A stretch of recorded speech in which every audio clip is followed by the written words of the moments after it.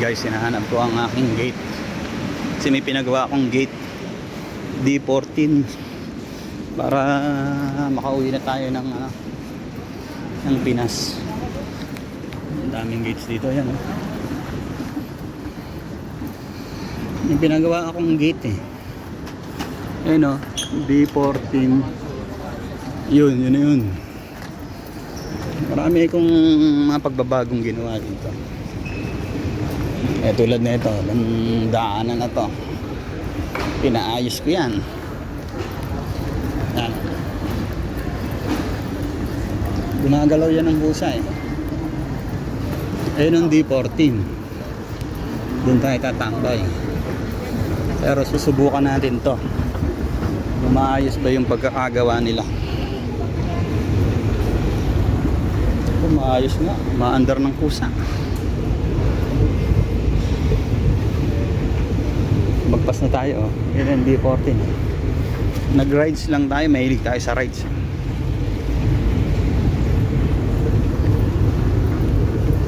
Gabi na sa labas, guys. Nadidinig ko na yung mga gulong-gulong ng eroplano. Eto na, babalik na tayo doon. Yun. Wala lang, sumakay lang. Experience. Hanap na tayo ng mga upuan natin para makapag-relax na.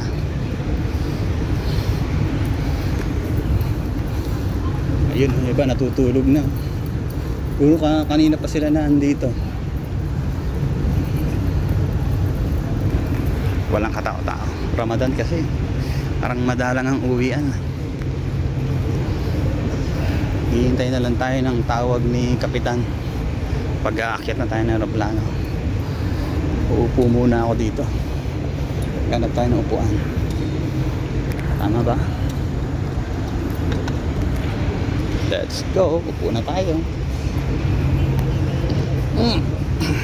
Busog ako sa kanalakad.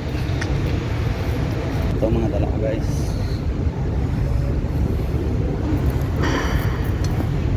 Ay, malalaman. Nakarating din dito. Maya maya tatawag na sila.